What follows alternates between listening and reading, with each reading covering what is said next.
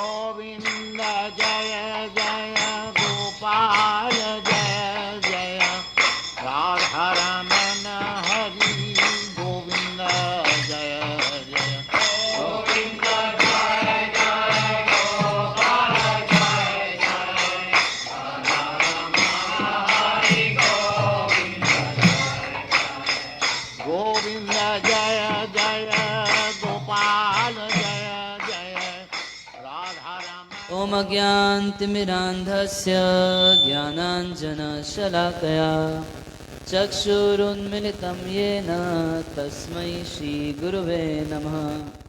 श्रीचैतन्यमनोभीष्टं स्थापितं येन भूतले स्वयं रूप कदा मह्यं ददाति स्वपदान्तिकम्। वैराग्ययुद्भक्तिरसं प्रयत्नै अपायनं मामभीप्सुमन्धं। कृपां बुद्धिर्परदुःखदुःखी सनातनं प्रभुमाश्रयामि। हे कृष्ण करुणा सिन्धो दीनबन्धो जगत्पते गोपेश गोपिका कान्त राधा कान्त नमोस्तुते। तप्त कांचन गौरांगी श्री राधे वृंदावनेश्वरी वृषभानुसुते देवी प्रणमामि हरिप्रिये। वाञ्छाकल्पतरुभ्यश्च कृपा सिन्धुभ्येव च पतितानां पावनेभ्यो वैष्णवेभ्यो नमो नमः। नमो विष्णुपादाय कृष्णप्रेष्ठाय भूतले श्रीमते भक्तिवेदान्त स्वामिनिति नामिने। नमस्ते सरस्वती देवे गौरवाणी प्रचारिणे निर्विशेष शून्यवादी पाश्चात्यदेशतारिणे। जय श्री कृष्ण चैतन्य प्रभु नित्यानंद श्री अद्वैत गदाधर शिवासादि गौर भक्तवृंदा। हरे कृष्णा कृष्ण कृष्ण हरे हरे हरे राम राम राम हरे हरे।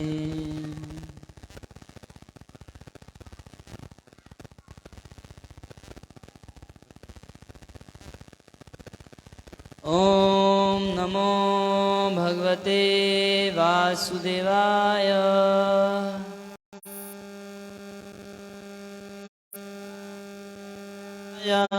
ओम नमो भगवते वासुदेवाय। ओम नमो भगवते वासुदेवाय। ओम नमो भगवते वासुदेवाय। ओम नमो भगवते वासुदेवाय। ग्रंथराज श्रीमद् भागवतम स्कंद 4 अध्याय 7 श्लोक संख्या 61। ये बच्चों को चुप करिए। श्लोक सबको बोलना है पीछे पीछे, और जो नहीं बोलता दिखाई देगा उसके आगे माइक दे दिया जाएगा। 4 7 61 स्कंद 4 अध्याय 7 श्लोक संख्या 61। इदं पवित्रं परम इष्ट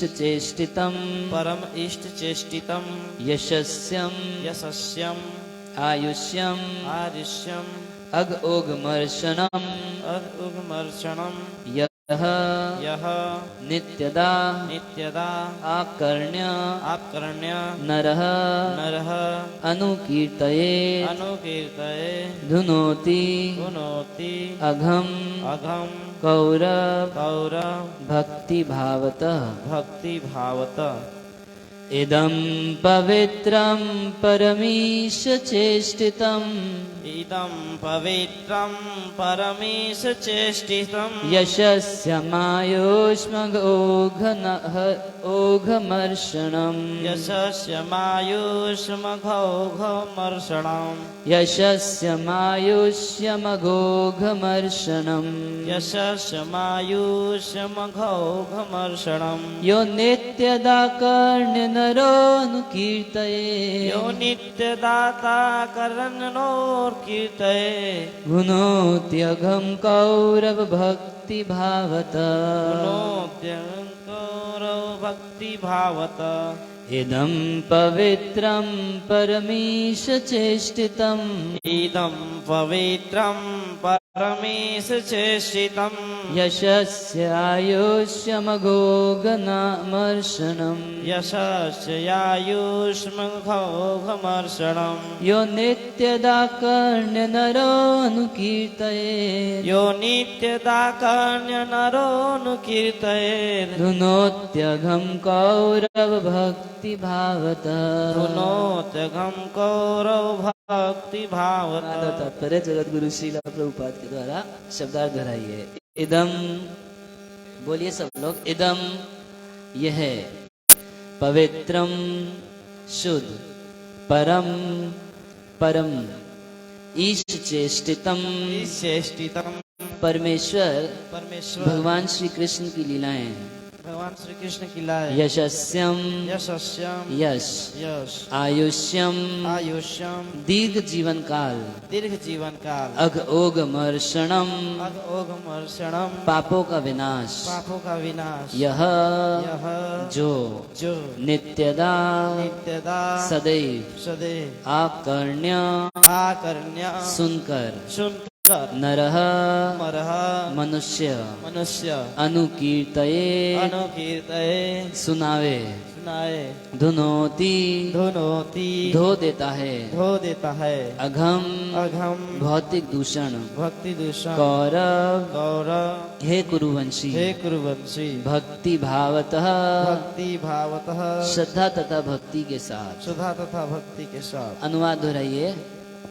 मैत्रेय मुनि ने मैत्रेय मुनि ने अंत में कहा हे कुरुनंदन कुरुनंदन यदि कोई भगवान विष्णु द्वारा संचालित दक्ष यज्ञ की ये कथा यह कथा श्रद्धा एवं भक्ति के साथ सुनता है और फिर इसे सुनाता है तो वह निश्चय ही इस संसार के समस्त कलमश से विमल हो जाता है। जगत गुरु श्रील प्रभुपाद की जय। तो ये श्रुति फल है। हम लोग जो कथा सुने हैं वो कथा सुनने का क्या लाभ होगा इस श्लोक में वो बताया गया है। तो कल हम लोग सुन रहे थे कि शिव जी तो समझा के हार गए, नहीं माने। देखिए बहुत मुश्किल है, स्त्रियों को ऐसे अबला कहा जाता है। अबला का अर्थ होता है जिसमें कोई बल ना हो, या अबला का अर्थ होता है जिसके जैसा बल किसी में ना हो। एक बार जिद पकड़ ले तो भगवान भी उसको नहीं समझा सकते। शिव जी हार गए, नहीं समझा पाए, कितना प्रयास किए मगर नहीं समझी। तो इस लीला से भगवान एक शिक्षा देना चाहते हैं कि ना कभी बोलना ही नहीं चाहिए पत्नी को, करो या ना करो उसको बोलना हमेशा हाँ ही चाहिए। ना करने पर देखो अभी क्या हो जाएगा। तो शिव जी खूब समझाए और समझाने के बाद लास्ट लाइन शिव जी बोले यदि व्रजिष्य स्थित्याय मद्वचो, अगर तिहाय मद्वचो मेरे वचन को छोड़ दोगी और चली जाओगी अपने पिता दक्ष के घर पर, तो भद्रम भवत्या न ततो भविष्यति, तुम्हारा भद्र नहीं होगा, तुम्हारा कल्याण नहीं होगा। संभावितस्य स्वजनात् पराभवो यदा स सद्यो मरणाय कल्पते, और यदा सह जो मैंने तुमको बताया कि तुम्हारा अपमान होगा, जब तुम्हारे पिता इस रूप में तुम्हारा अपमान करेंगे तो मरणाय कल्पते, ये तुम्हारे मरण का कारण बन जाएगा। तो शिव जी तो साफ साफ बोल दिए ना, शिव जी एकदम परफेक्ट बात बोले। और कंपलसरी भी है। भगवान भी भगवत गीता में अर्जुन को बोले कि हे अर्जुन, मैंने तुमको क्या करना है क्या नहीं करना है सब कुछ बता दिया, अब इसके ऊपर तुम विचार करो और जैसी तुम्हारी इच्छा वैसा करो। मगर साथ में भगवान ये भी बोल दिए कि यदि तुम मेरी बात नहीं मानोगे और अहंकार वश कुछ और करने लगोगे, अहंकार वश सोचोगे मैं ज्यादा जानता हूं, मैं युद्ध नहीं करूंगा, ये ठीक नहीं है, तो तुम विनष्ट हो जाओगे। और यदि मेरी चेतना से युक्त होकर कर्म करोगे तो मत चित्ता सर्व दुर्गाणी मत प्रसादत तरिष्यसि। दूसरी ओर यदि मेरे आदेश का पालन करोगे तो मेरी कृपा से तुम जीवन के सारे अवरोधों को पार कर जाओगे। तो दो ऑप्शन है, एक कृष्ण को चुन लीजिए या कृष्ण को मत चुनिए, माया को चुन लीजिए। तो वही चीज भगवान शिव बोले कि या तो मेरी बात मान के रुक जाओ और नहीं मेरी बात मानो। देखिए कि शिव जी का आसन नहीं है, यज्ञ में शिव जी के लिए भाग नहीं है, और फिर उसके बाद मंत्रों का पर्चा उठा के देखी तो देखी कि सबका मंत्र है, इंद्राय स्वाहा, चंद्राय स्वाहा, ये स्वाहा वो स्वाहा, शिव जी का मंत्र भी नहीं है उस लिस्ट में। ऐसे आप देखें ना, यज्ञ करने वाले कॉपी अपने साथ लेके आते हैं, उसमें अनेक मंत्र लिखे रहते हैं, तो वो सब मंत्र वगैरह देखी तो उसमें शिव जी का मंत्र नहीं है। भाई यज्ञ में शिव जी का भाग नहीं है, शिव जी का मंत्र नहीं है, शिव जी के लिए आसन नहीं है, तो दत्ताम सपर्याम वरम आसनम सह ना दत्तः, वो लोग उनको देने लगे, आसन दिए, बैठो ये करो वो करो कि माँ और बहनें, मगर सती माता कुछ भी स्वीकार नहीं की, कुछ स्वीकार नहीं की। क्यों स्वीकार नहीं की? तो कह रहे हैं अरुद्र भागम तम वेक्ष्य चाध्वरम पित्रा च देवे कृत हेलनम विभो। यानी अरुद्र भागम, इसमें रुद्र का भाग तो है ही नहीं यज्ञ में। इसका मतलब क्या है? इसका मतलब है कि पिताजी अभी तक हर बात मन में रखे हैं, और इतना ऐसा नहीं कि भाई इनविटेशन की लिस्ट बना रहे थे और नाम भूल गए हमारा, ऐसा नहीं है। जान पूछ के इनविटेशन भेजे नहीं है, सामने अब पता चला ये सब साजिश थी, सोचा समझा। और वास्तव में दक्ष प्रजापति ये यज्ञ किए ही इसलिए थे, लोगों को दिखाने के लिए कि शिव कुछ नहीं है, मैं जो हूं मैं। केवल यही उद्देश्य था। यज्ञ करना उद्देश्य होना चाहिए भगवान की संतुष्टि के लिए। यज्ञ पुरुष भगवान विष्णु हैं, उनके संतोष विधान के लिए यज्ञ किया जाता है। यज्ञ वैसे वो स्वयं ही यज्ञ है, भगवान का एक नाम ही यज्ञ है। यज्ञ किया जाता है भगवान विष्णु की प्रीति के लिए, मगर वहां यज्ञ किया जा रहा था शिव जी को नीचा दिखाने के लिए। सती माता समझ गई। पित्रा च देवे कृत हेलनम विभौ। देखी कि एक तो मेरा भी अनादर, मगर वो उनको इतना नहीं चुभ रहा था जितना उनको ये चुभ रहा था कि मेरे पति का कितना बड़ा अनादर किया। भाई ऐसा नहीं कि वो केवल आपके दामाद हैं या एक देवता हैं, इतना ही नहीं है। तो अनादृतः यज्ञ सदस्य अधीश्वरी, वो अधीश्वरी जो है चुकोप लोकानिव दाक्ष्यति रुषहा, वो एकदम दाक्ष्यति, एकदम जलन जैसे क्रोध में भर के गुस्से में अब कुछ बोलना चाहती है। जगहर्हसा अमर्ष विपन्नया गिरा शिव द्विषम धूम पतः श्रमस्मयम्। कह रहे हैं कि अब निंदा करने लगी सती माता। किसकी? जगहर है, जगहर मतलब निंदा करने लगी। सा वह सती माता अमर्ष विपन्नया, वो क्रोध में बोल रही थी मगर एकदम स्पष्ट बोल रही थी। आप लोग प्रायः देखेंगे स्त्रियां जब झगड़े में बोलती हैं तो उनकी बात समझ में आती नहीं है। एक तो कुछ रोते रोते बोलेंगे, एक सीधी थोड़ा सा साफ तो बोल लो, क्या क्या बोलना चाहती हो, मेरे को समझ। अच्छा अगर पति बेचारे को या और लोगों को समझ में और तुम मूर्ति की तरह बैठे हो, तुमको समझ में नहीं, रियल में नहीं समझ में आ रहा, आपके ना शब्द समझ में नहीं आ रहे, तो ऐसा तो पति की हिम्मत भी नहीं होती बोलने की, मगर प्राय ऐसा होता है कि रोते रोते ऐसी बात कि स्पष्ट शब्द नहीं निकलते। और स्वाभाविक है, कोई व्यक्ति रोते रोते बोल रहा होगा तो स्पष्ट तो शब्द नहीं निकलेंगे। मगर सती माता सिर्फ रोने धोने थोड़ी ना वहां पे गई थी, एक एकदम जो बोल रही हैं स्पष्ट बोल रही हैं। अमर्ष विपन्नया, यहाँ आप श्लोक में देख सकते हैं सब। तो अमर्ष विपन्नया एकदम स्पष्ट एक एक शब्द बोल रही हैं। गिरा जो शब्द बोल रही हैं, शिवा द्विषम धूम पथ श्रमस्मयम, कह रहे हैं जो शिवा द्विष, शिव जी से द्वेष करने वाले दक्ष आदि हैं और किस चीज में लगे हैं, धूम पथा। ये धूम पथ किसको बोलते हैं? धूम पथ मतलब धुएं का रास्ता, धू मतलब धुआं, धुएं का रास्ता मतलब यज्ञ आदि में लगे हुए लोग। कह रहे हैं धूम पथ श्रम, और उस यज्ञ आदि में बहुत श्रम होता है, बहुत सामग्री जुटाओ, ये करो वो करो, ब्राह्मणों को बुलाओ, बहुत लफड़ेबाजी होती है किसी भी यज्ञ में। देखे ना बड़े बड़े यज्ञों में कितना मेहनत होता है, कितना परिश्रम होता है। तो वास्तव में कोई यज्ञ जब भगवान के लिए नहीं किया जाता तो उसमें बहुत परिश्रम लगता है। जो यज्ञ भगवान के लिए किया जाए, रियल में हम लोगों को मेहनत क्यों पड़ती है? व्यक्ति को मेहनत पड़ती है कि हम काम भगवान के लिए नहीं कर रहे। कोई व्यक्ति यदि रियल में ठाकुर जी के लिए करेगा तो उसको परिश्रम महसूस नहीं होगा, या होगा तो बहुत थोड़ा परिश्रम महसूस होगा।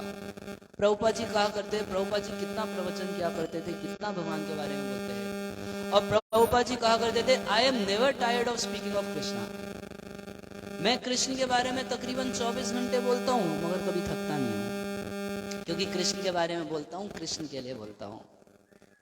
आप देखेंगे, आप घर में कुकिंग करते हैं, रसोई बनाते हैं, कितना मेहनत पड़ता है, मगर यदि वही रसोई जिस दिन जिन माताओं की भगवान के भोग की सेवा है, वो लोग इस बात को अच्छे से समझती हैं, जिस दिन राधा रास बिहारी के लिए आप लोग रसोई बनाते हैं उस दिन परिश्रम महसूस नहीं करते हैं, है ना?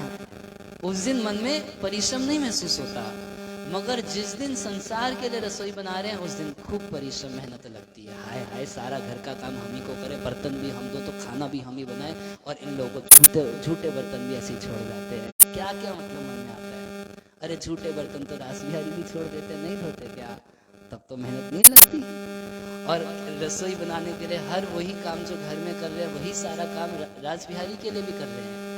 मगर जब भगवान के लिए कोई व्यक्ति काम करता है तो उसमें परिश्रम नहीं पड़ता। क्यों परिश्रम नहीं पड़ता? क्योंकि ये हमारी स्वाभाविक स्थिति है, नेचुरल है हमारे लिए, क्योंकि हम भगवान के अंश हैं। भगवान की सेवा करना हमारे लिए एकदम स्वाभाविक है। मगर अब ये जड़ शरीर है, जड़ चेतना है, जड़ जगत है, भौतिक सब कुछ है, 3 गुण है, इसके प्रभाव में भारी लगने लगता है कभी कभी। तो धूम पथाश्रय, विशेष रूप से जो धुएं का रास्ता है, इसमें तो बहुत मेहनत है। वो यज्ञ करो, आहुति दो, उसके बाद कभी जाके स्वर्ग मिलेगा, और वो स्वर्ग भी पुण्यश्री निमर्ते लोकम विशन्ति। इतनी मेहनत करके स्वर्ग जाएंगे और एक दिन फिर वापस यहीं पर आ जाएंगे। तो कितना मेहनत हुआ ना।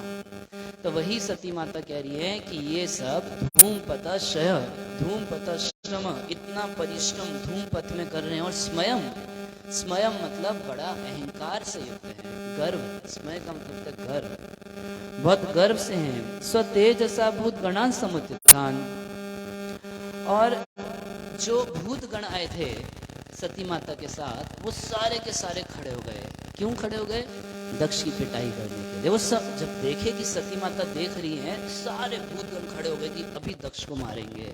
तो सती माता ने कही, रोक दी, नहीं, कोई कुछ नहीं करेगा। देवी जगतो अभिशृण्वतः, और वो देवी सती जगतो, पूरे जगत के अभिशृण्वतः, सबके सुनते सुनते एकदम माइक हाथ में लेके और सती माता बोलना शुरू।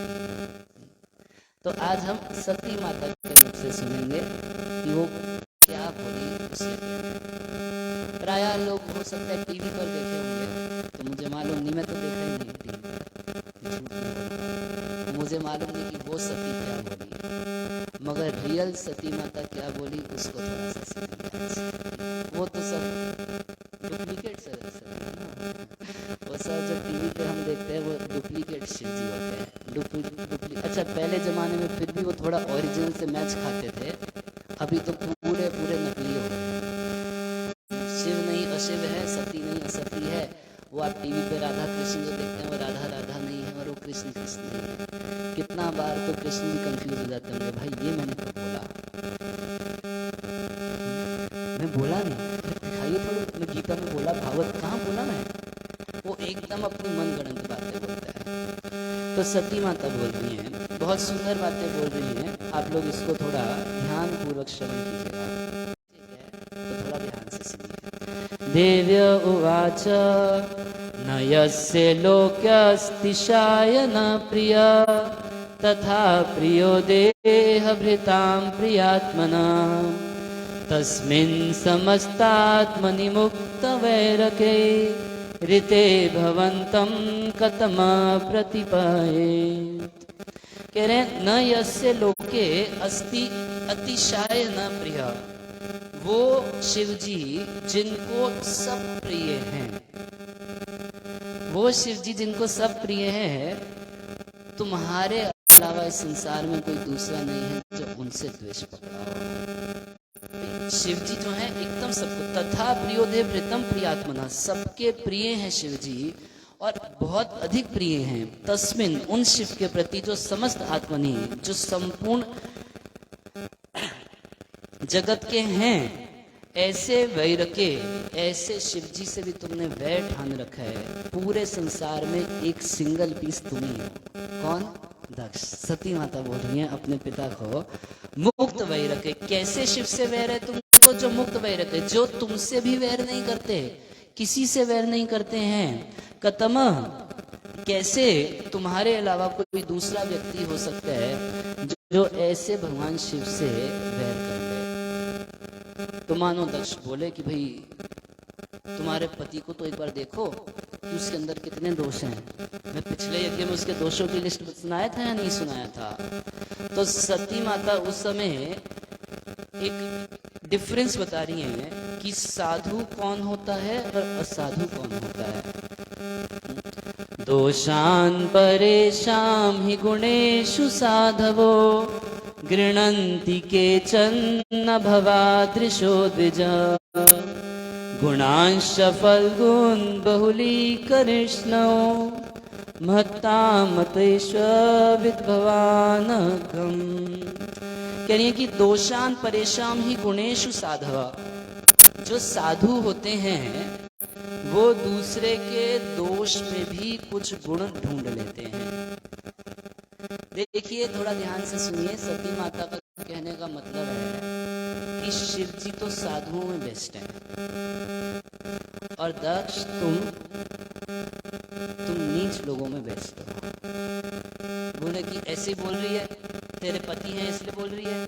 करिए नहीं, सिद्धांत सुन लीजिए। फिलॉसफी पक्की है सती माता की, आप उनको एक भावुक नारी मत समझिएगा। कितना पक्का सिद्धांत, कितना पक्का फिलॉसफी सुना रही है।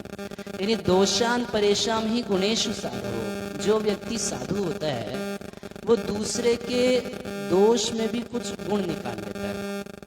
एक कुछ उदाहरण देके समझिए इसको।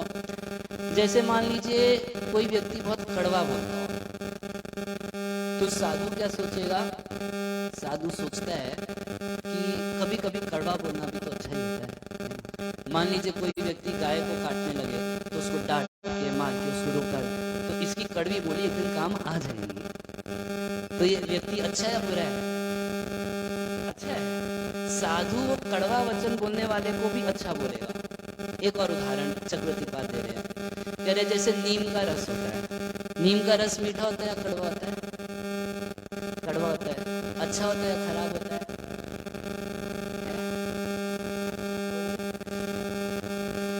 जो अच्छा बोलेगा उसको खिलाऊंगा।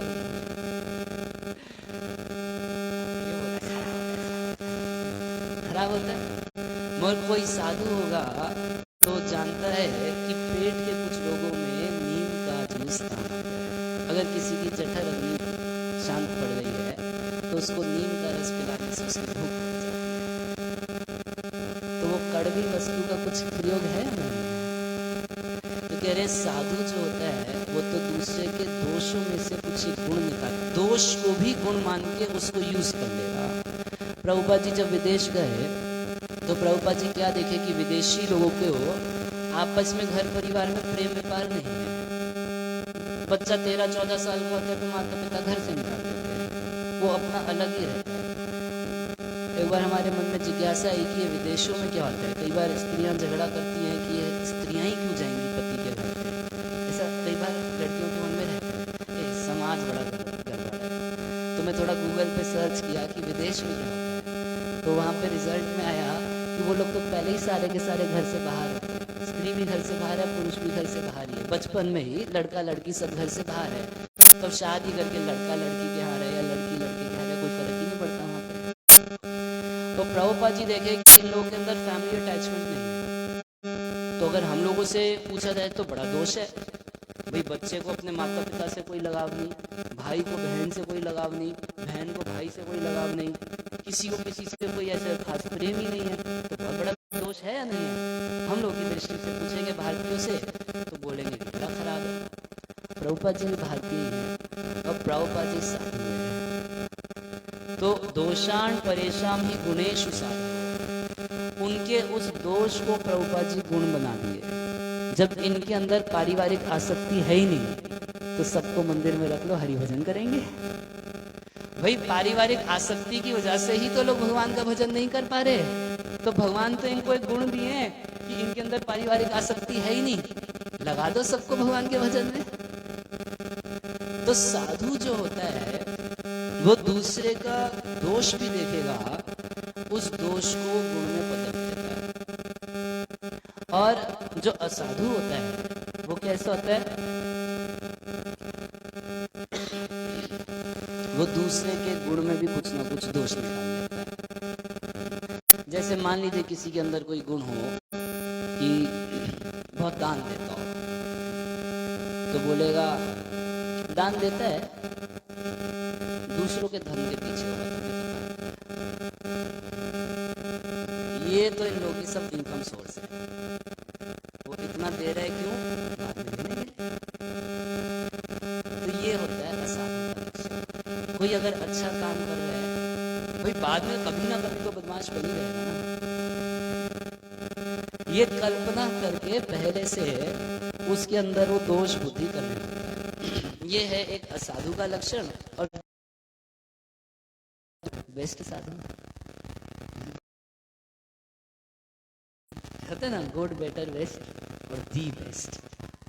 तो साधु, साधुतर, साधुतम और साधुतम।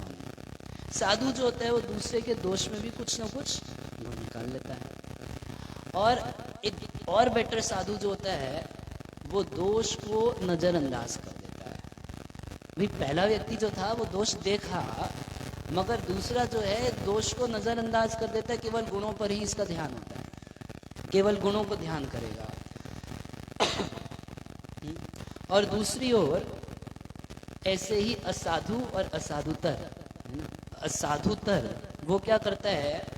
वो दोष तो देखता है, भाई हर इस संसार में हर व्यक्ति के अंदर कुछ ना कुछ दोष है, और गुणों को नजरअंदाज कर देता है। कुछ दोष होगा तो तुरंत देख लेगा, अरे साधु हो गया, चावल पे घी डाल के खाता है, बड़ा काम। ये लोग सब साधु बने हैं खाने के।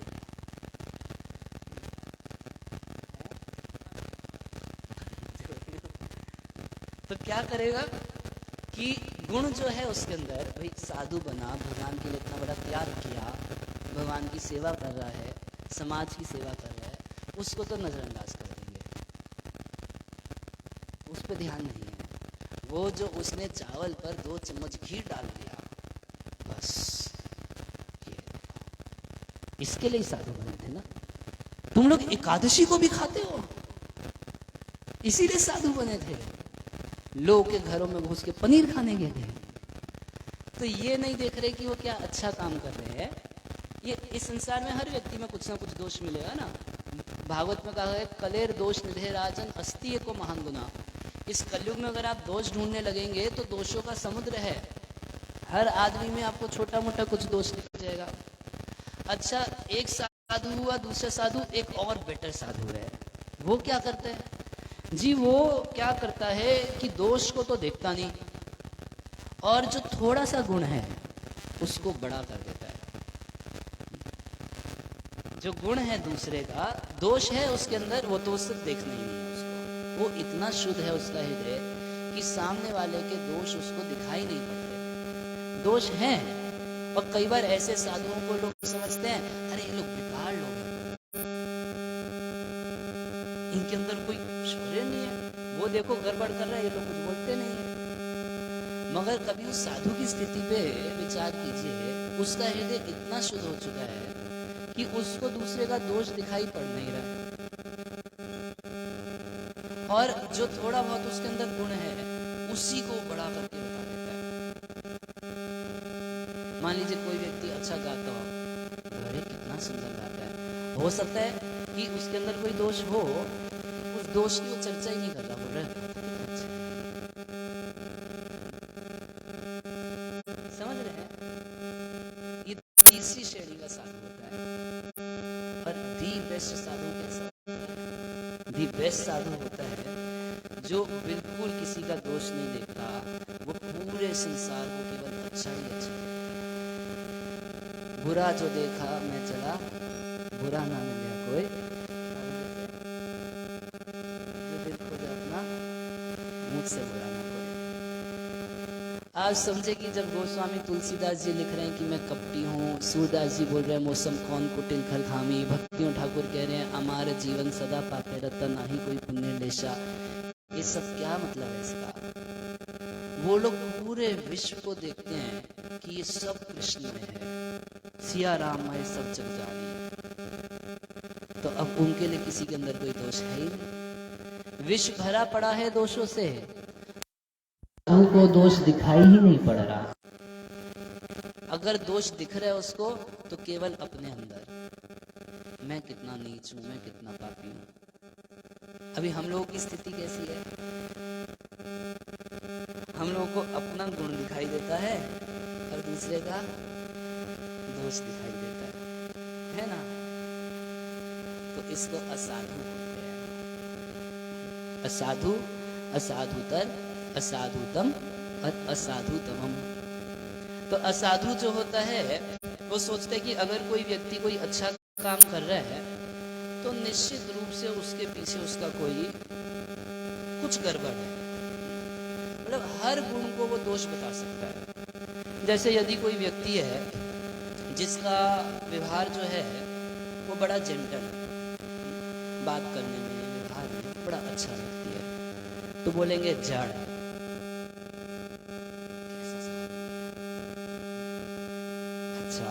अच्छा, मान लीजिए कि कोई व्यक्ति व्रत रुचौ, कोई व्यक्ति बड़ा व्रत का नियमों का बड़ा पक्का है, तो उसको क्या बोलते? पाखंडी है। मान लीजिए कोई व्यक्ति नियमों का बड़ा पक्का है, मंगला आरती एकदम टाइम पर, जपा फिर उसके बाद टाइम पर, फिर उसके बाद क्लास होना चाहिए, फिर ये होना चाहिए। अरे कितना दिखावा करते हैं। उसका गुण है कि पक्का है, लाइफ डिसिप्लिन है, नियमों का पक्का है, जीवन में सिद्धांतों का पक्का है। पाखंडी कितना दिखावा करता है, कर दिया गुण को दोष। समझ रहे हैं ना? हम लोग सब करते हैं, समझ लीजिए। और फिर है सूर्य निग्रहता। कोई व्यक्ति ऐसा है जो हमेशा सच बोलता है,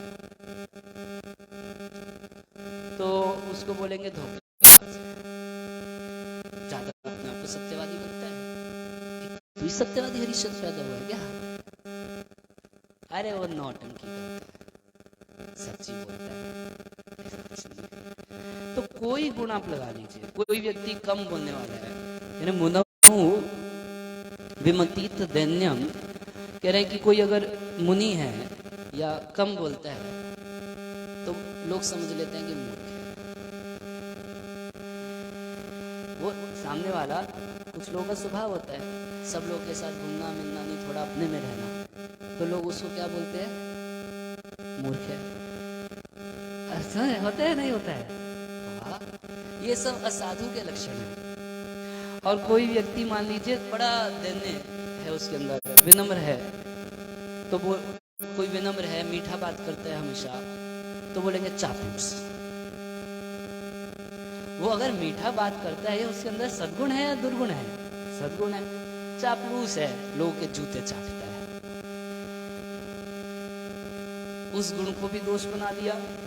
कोई व्यक्ति है जो बड़ा तेजस्वी हो, हमेशा अपनी चलाता है, उसको भी दोष बना दिया। ऐसा कौन सा ऐसा गुण है जिसको लोग दोष की तरह नहीं बता देते? कोई व्यक्ति मान लीजिए सबसे बड़ा घुल मिल के रहता हो, सबको लेके चलता हो, अरे बड़ा बातू नहीं है यार, हमेशा बात करता रहता है। उसके अंदर गुण है कि सबको एकता से रखता है, सबको साथ लेके चलता है, सबसे मिलता है, अच्छे से मिलता है, बात करता है, बड़ा प्रेम व्यवहार सबसे बना के रखता है। गुण है, दोष है? आप सोचिए संसार में सारे लोग बिल्कुल अपने अपने वाले हो जाएं और दूसरे को केवल काम के लिए यूज करें, उसके अलावा कभी उससे बात ही ना करें, कोई संबंध ही ना रखें, कैसा हो जाएगा संसार? वो कुछ ऐसे हमारे जगदीश गोपालपुर जैसे लोग होते हैं, सबसे एकदम अपनेपन जैसा संबंध बना के रखेंगे, तो बोलेंगे अरे हमेशा कुछ ना कुछ बोलता ही रहता है, बात नहीं है। किसी का गुण है, कितना बड़ा गुण है कि पूरे समाज को एक साथ लेके चलने का साहस रखता है कोई व्यक्ति, मगर जो असाधु होगा उसके गुण को भी क्या करेगा? दोष के रूप में बताएगा। ये देखो, अरे बहुत बात करता है यार, वो बहुत बात करता है, क्या बताएं आपको। तो कोई मुखरता है तो वक्त और असक्त स्थिर। कोई व्यक्ति अगर स्थिर है तो उसको बोलते हैं कि ये असक्त है।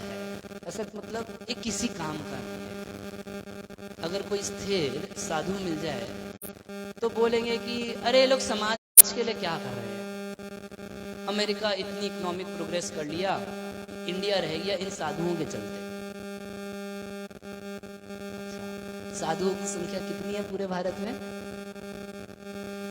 बताइए? ये लाल कपड़े वाले पूरे भारत में कितने लोग होंगे? हैं? नहीं जानते, अंदाज लगा लीजिए कितना, 20,000? इतने तो नहीं होंगे। पूरे भारत की कितनी जनसंख्या है, उसमें लाल कपड़े वाले साधु कितने लोग हैं? 1 लाख? उनको नहीं लगता 1 लाख होंगे। चलिए मान लेते हैं कि 1 लाख। पूरी जनसंख्या का कितना परसेंट हुआ? 1% भी नहीं हुआ ना। अब बोलेंगे कि इन लोगों ने भारत डुबो दिया। वो साधु बने। आप जानते हैं की बात है कि पृथ्वी देवी अनाज उगाना बंद कर दी तो पृथु महाराज का शासन था। महाराज पृथु पृथ्वी देवी को पकड़े कि तू क्यों ऐसी बदमाशी कर रही है? बोली कि मैं केवल भगवान के भक्तों के लिए अनाज उगाऊंगी, बाकियों के लिए नहीं। तो पृथु महाराज राजा थे, बोले नहीं ऐसे नहीं चलेगा, कोई हरे कृष्णा करे या ना करे, रोटी सबको देनी पड़ेगी, ये तुम्हारी जिम्मेदारी। मगर आप बात समझिए, पृथ्वी देवी स्वतः ये चाहती हैं कि हम केवल ब्राह्मणों के लिए, केवल भगवान के भक्तों के लिए ही अनाज दें, और उनकी रुचि नहीं है दूसरों को खिलाने की। यदि साधु पूरे ब्रह्मांड से खत्म हो जाए तो पृथ्वी आपको सप्लाई देना बंद कर देगी।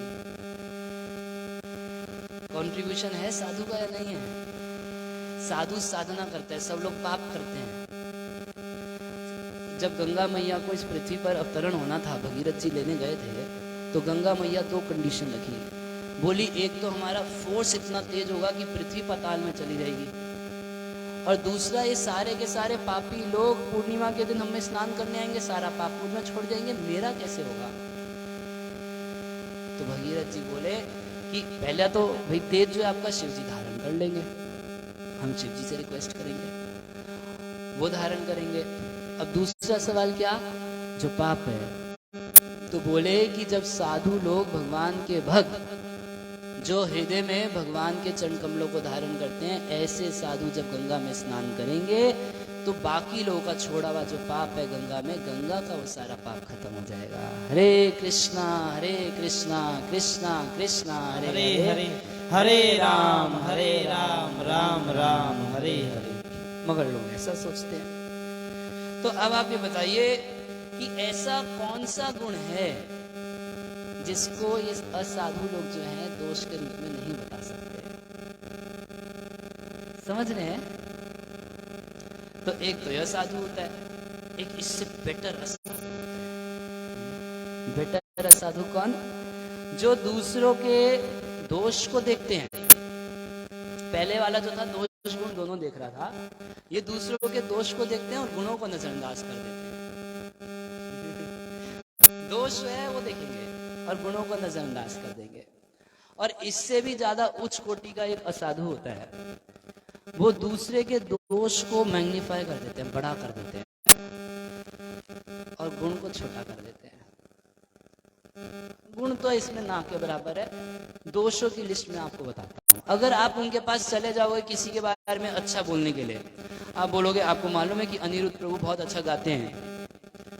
हाँ हाँ, मेरे को उसके बारे में सब मालूम है, तुमको क्या पता है? और तब उसके बाद एक भक्तमाल की कथा चालू कर देंगे। उसके गुण को, अरे गाता है ये तो किसके लिए गाता है, ये कैसा गाता है, ये है उसमें नहीं है। 10 ऐसी चीजें गिनवाना शुरू कर देंगे कि दोष खूब बढ़ा देंगे और गुण को। और सबसे बढ़िया असाधु कौन होता है बताइए? अगर किसी में कोई दोष नहीं है उसमें भी दोष निकाल लेता है। कोई व्यक्ति जिसके चरित्र में कोई दोष नहीं है, जैसे भगवान शिव, आप एकदम माइक्रोस्कोप टेलीस्कोप लगा लीजिए तब भी शिव जी में एक खोट नहीं मिलेगा। ऐसे शिव जी में भी दोष निकाल लेंगे। इसको क्या बोलेंगे? बेस्ट असाधु, मतलब महातमो गुण में रहता है। देखिए, जिस व्यक्ति में जितना सत्वगुण होता है उतना उसका हृदय पवित्र होता है, और पवित्र हृदय की पहचान है कि वो दूसरे में पवित्रता देख लेता है। थोड़ा ध्यान से सुनिए, हरि हरि हरे कृष्णा। और जिसके अंदर जितना तमोगुण होता है वो उतना दूसरे में दोष निकाल देता है। महाभारत में लिखा गया है कि जब हम किसी का गुण बोलते हैं तो उसका गुण हमारे अंदर आ जाता है, और जब हम किसी का दोष बोलते हैं उसका दोष भी हमारे अंदर आ जाता है। आप ज्यादा किसी को चोर चोर चोर चीखेंगे, आप थोड़े दिन में नोट कीजिएगा। अब आज से आप 4 दिन 5 दिन नोट कीजिएगा, आप जिसकी जो बुराई कर रहे हैं वो बुराई आपके अंदर आ जाती है। कुछ दिन में आप वैसा ही काम करते दिखाई पड़ेंगे। और वास्तव में व्यक्ति बुराई करता क्यों है दूसरे की? ईर्ष्या की वजह से। कुछ इनसिक्योर महसूस कर रहे हैं, कुछ भय है हमको, अपना एक सिक्योरिटी चाहिए, एक पोस्ट पोजीशन, अपना एक मान सम्मान, एक रेपुटेशन, या कुछ भी है, कुछ ना कुछ इनसिक्योरिटी है माइंड के अंदर। इस वजह से दूसरे की बुराई करना शुरू करते हैं कि लोग उसको ज्यादा ना मान जाएं, हमको कम ना समझें। और जानते हैं, श्रील भक्तियों ठाकुर तो लिखते हैं कि जो हमारे अंदर दोष होता है वो ही हम दूसरे के अंदर देखते हैं। ये सामने वाला व्यक्ति केवल एक दर्पण है जो हमें अपनी शक्ल दिखा देता है। आप आज ये सब सुन लिए, अब आगे 15 दिन आप इस चीज को नोट करिएगा, ट्राई कीजिए। जो दोष आपको ज्यादा दिखाई, और स्पेशली जिस व्यक्ति को सब में दोष दिखाई दे रहा है, कहा जाता है कामी व्यक्ति पूरे जगत को कामी देखता है, एक लोभी व्यक्ति पूरे जगत को लोभी देखता है। ये ऐसा होता है? नहीं होता। पूरे जगत को देखेगा। एक लोभी व्यक्ति है, मंदिर भी जाएगा तो उसकी नजर होती है हुंडी पे, है? हाँ, कितना पाई रखा है यहाँ पर। तो सती माता कह रही है कि दक्ष, तुम असाधुओं में सबसे बेस्ट हो, असाधुतमम। ये पूरी सभा असाधुतमम है। जिस शिव में कोई दोष नहीं है उसमें तुम दोष निकाल लिए। और शिव जी कैसे हैं?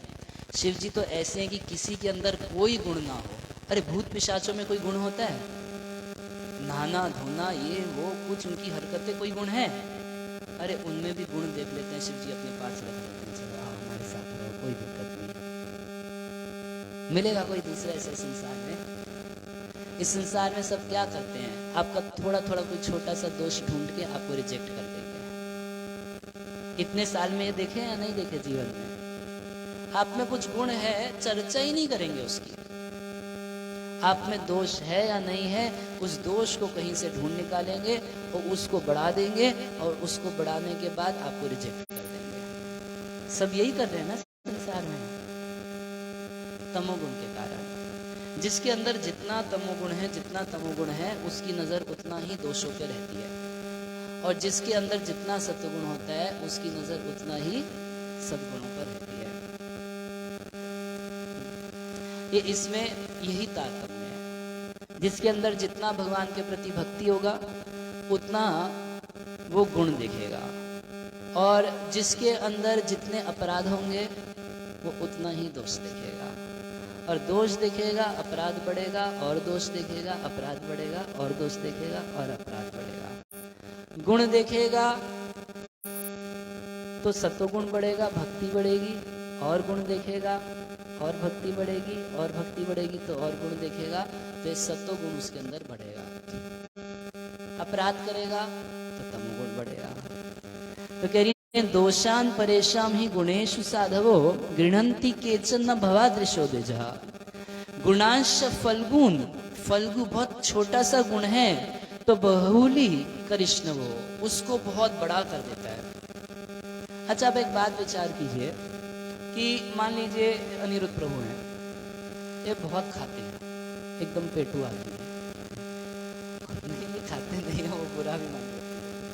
मैं आपको एक उदाहरण देने के लिए बोल रहा हूँ, आप बिल्कुल मान मत लेना कि वो वैसे ही हैं। तो मान लें तो जब आएंगे आपके गाँव तो खिलाइएगा उनको अच्छे से। अच्छा, बहुत पेटू आदमी है और पढ़ाई लिखाई एक अक्षर उसको कोई लेना देना नहीं है। उसके अलावा बातचीत करने का भी उसको ढंग नहीं आता। ठीक है, नहीं मान मत लेना उनको ऐसा, मगर गाते बहुत सुंदर है। ठीक है, अब उनको 10 आदमी मिलते हैं और बोलते हैं तू कितना खाता है, तेरा पेट है या कुआं। फिर कोई तीसरा मिलता है, तेरे को कभी पढ़ाई लिखाई करने की इच्छा नहीं करती है। और हर व्यक्ति जो उनसे मिलता है उसके अवगुण बोलता है। तो आप सोच सकते हैं उसको कैसा अंदर से महसूस होगा, बताइए। अरे मैं एक नंबर का निकम्मा व्यक्ति यार, इस संसार में मेरे से खराब कोई नहीं हो सकता, मैं किसी काम का नहीं हूं, मैं मर क्यों नहीं जाता। अच्छा, अब दूसरी ओर सोचिए, उनमें कोई गुण नहीं है सिवाय एक, क्या गुण है, गाते बहुत अच्छा। तो हम क्या किए, उनसे मिले, बोले प्रभु जी कितना सुंदर गाते हैं, आप गाते हैं तो ऐसा लगता है कि गोलोक से भेजे गए हम। तो इनको लगेगा हाँ, हमारे अंदर भगवान ने गुण दिए हैं कि मुझको कंठ दिए हैं, तो बोलेंगे कि मैं भी गाना चाहता हूँ। तो इनको माइक देंगे, अच्छा चलो आज आप कीर्तन गा के सुनाओ। इनको क्या लगेगा, अच्छा लगेगा। अब इनका एक ये जो गुण है गाने वाला, इनके करोड़ों दोषों को ढक देगा। बाकी इनके अंदर जो जो दोष हैं धीरे धीरे वो सब ठीक हो जाएंगे। क्यों, आपने इनके एक गुण को बढ़ावा दिया। ये जीवन में सीखना चाहिए, चाहे स्कूल के अध्यापक हों बच्चों के साथ, माता पिता हों बच्चों के साथ, किसी व्यवहार में ये एक चीज अगर हम लोग सीख जाएंगे तो आप देखिए आप कहीं भी सुख से रह सकते हैं, कोई व्यक्ति आपके साथ सुखी रह जाएगा। सामने वाले में कितना दोष छोड़ डालने दीजिए, जो छोटा सा गुण है उसको उजागर कर दीजिए, वो गुण बढ़ बढ़ के वो व्यक्ति उतना ही गुणवान हो जाएगा। तो उसको बोलते हैं साधु, वो सबसे बड़ा साधु है, महत् पुरुष है। तो इस तरीके से सती माता कह रही हैं कि जो साधु होते हैं वो किसी के दोष को तो छिपा लेते हैं और गुणों को बढ़ा देते हैं, मगर तुम्हारे जैसे असाधु तो दोष रहित पुरुषों में भी कुछ ना कुछ दोष निकाल लेते हैं। तुम्हारे अलावा दूसरा कौन ऐसे होगा।